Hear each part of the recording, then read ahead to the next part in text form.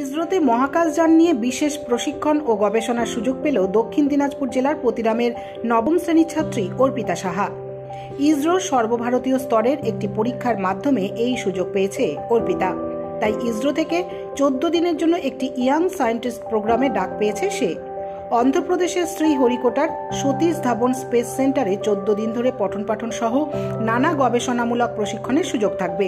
আগামীতেও মহাকাশযান গবেষণা নিয়েও পড়ার সুযোগ থাকবে। মূলত রাজ্য জুড়ে নামমাত্র পড়ুয়া ইসরো থেকে ডাক পেয়ে থাকে, তার মধ্যে পতিরামের অর্পিতা রয়েছে। এই খবর ছড়িয়ে পড়তেই খুশির হাওয়া জেলা জুড়ে। জানা গিয়েছে অর্পিতা সাহা পতিরাম বিবেকানন্দ গার্লস হাই স্কুলের নবম শ্রেণীর ছাত্রী।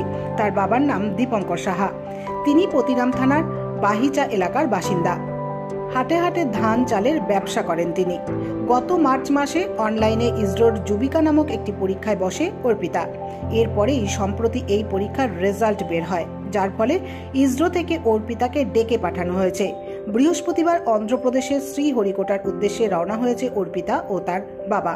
আগামীতে মহাকাশ বিজ্ঞানের ওপর কাজ করতে চায় অর্পিতা।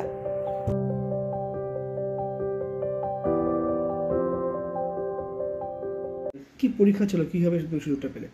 হ্যাঁ, তো 20 ফেব্রুয়ারি থেকে এই পরীক্ষাটি শুরু হয়েছিল এবং এটি প্রত্যেক বছরই হয়ে থাকে।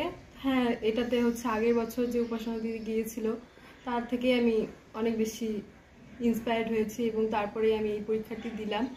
তো আশা করতেও পারিনি যে এরকম কোনো দিন চান্সও পেয়ে যাব। মানে সবসময় তো ভয়ে থাকতাম, মাকে বলতাম মা আমি কি পেতে পারি, তো বললো হ্যাঁ পাবি, কেন পাবি না। তো পেলাম, তো ভালো লাগছে। হ্যাঁ, যদি ভবিষ্যতে কোনো দিন চান্স পাই, কোনো দিন যদি এই বিষয়ে আমার আরও ভালো লাগে, যদি আমার ইচ্ছে আরও বেশি হয় এটি বিষয়ে আরও গভীরভাবে জানা কিছু, তো হ্যাঁ অবশ্যই এটাতে তো এই ধরনের প্রফেশনে তো যাবই।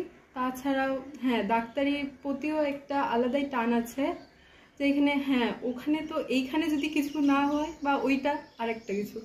চন্দ্রযান 3 রিসেন্ট আমাদের চাঁদে গিয়েছে, এটাতে কি প্রভাব পড়ছে তোমার মনের মধ্যে? হ্যাঁ, তো যখন গেল তখন তো অবশ্যই ভারত থেকে এইরকম কিছু গেল, খুব ভালো লেগেছিল। আর খুব প্রাউডও হচ্ছিল যে নিজের দেশ থেকে, কারণ সব দেশ তো অনেক বড় বড় এবং উন্নত দেশ আছে যেগুলো থেকে এখনো যেতে পারেনি, কিন্তু ভারত এখনো উন্নয়নশীল একটি দেশ। সেখান থেকে এত তাড়াতাড়ি এত কম টাকায় মানে যাওয়া একটা খুবই বড় ব্যাপার। সেখানে তুমি পরীক্ষা মানে প্রশিক্ষণ দিতে যাচ্ছ, তোমার কেমন লাগছে?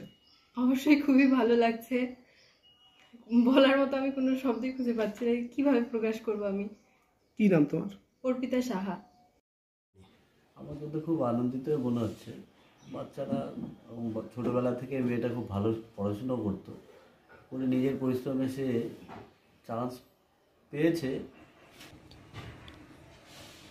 আপনার পরিবার থেকে যে প্রথম এরকম কেউ যাচ্ছে, একটা বড় সুযোগ পেয়েছে, কি কেমন লাগছে আপনার? খুব আনন্দিত বোধ করছি এটা।